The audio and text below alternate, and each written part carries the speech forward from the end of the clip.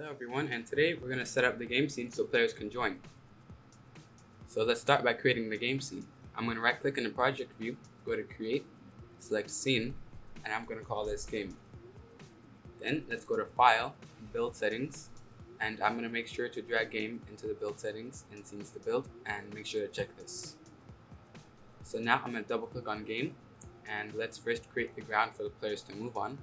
So I'm going to right click, go to 3D object and select cube. I'm going to reset this position to 0, 0, 0, and I'm going to scale this down, and I'm going to make it really big. And let me change these lighting settings. Okay, I'm going to rename this to ground, and I'm going to add player by going to 3D object and going to capsule, and that should be big enough. I'm going to reset the position, and I'm going to move the ground down. I'm going to rename this to player, and we have a couple components to add. I'm going to remove this capsule collider. I'm going to add a character controller. I'm going to add a photon view, and I'm going to drag in the transform, so this will make the other players see us. And the last thing I'm going to add is a new script called player controller. I'm going to open this in Visual Studio. So we first need to be using Unity engine.ui, using photon.pun, and using photon.realtime. Then over here I'm going to type modern behavior pun callbacks, and we first need a couple of variables: a public character controller called controller, public float called move speed, and a public text called player name. In the start function, I'm going to type player name is equal to player name.text is equal to photon view.owner.nickname, and in the update function, if not photon view, that is mine, so we can't be controlled by other players, I'm going to type return. And here let's do our movement code. So I'm going to type float x equals input.getAccess horizontal, float z equals input.getAccess vertical, and vector 3 movement equals new vector 3 x, 0, and z, and controller.move movement times move speed times time.delta time. So now I can save this script, go back to Unity, and let's set up the player name text. So I'm going to right click on the player, go to UI and select canvas. I'm going to set the render mode to world space and drag in the main camera. Now I'm going to set the height, the width and height to 10, and reset the position. And you can see the square right here, that's the canvas. So I'm going to make it right on top of the player's head. And I'm going to right click, go to UI and create a text. And you can see that right here. So I'm going to scale it down.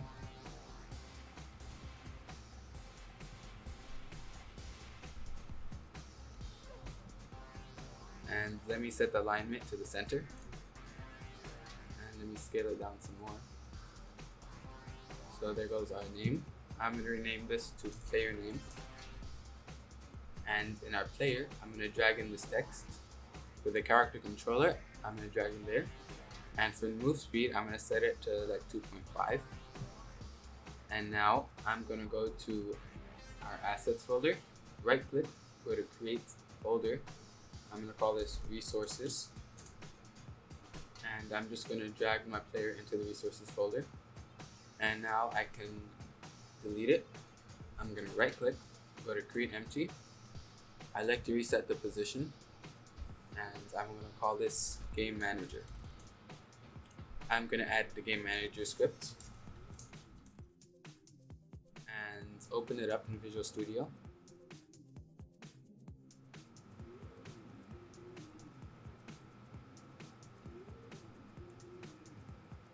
So we have to be using Unity photon.pun and photon.realtime, and I'll make sure to put fun callbacks right here. And in the dot, and we need a public game object called player. And in the start function, I'm just going to type photon network.instantiate player.name at vector3.0 and quaternion.identity. So let's save the script and go back to Unity. And after it's done compiling, I'm going to set this game object right here. I'm dragging the player, and I'm going to move the camera back a little bit so I can see all of the ground. And I'm also going to rotate it down so we can see all of the players.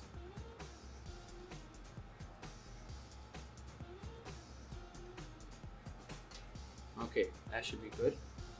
Now I'm going to save the scene, go back to our menu, and I'm going to go to my project settings, and I'm going to make sure to set display resolution dialog to enabled, set the full screen mode to windowed, and force instance and resizable window. Now I can press Ctrl-Shift-B, press build and run, and I'm going to select the folder we want to build to. And after that, it should only take a few seconds to build.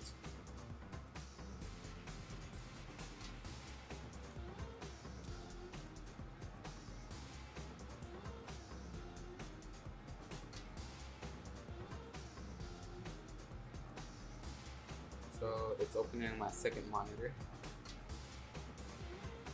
And I'm going to type in my name, press play, and I'm going to go to my editor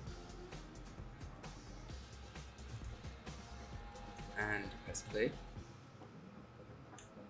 and you should see the player right there. Let me go to the scene view.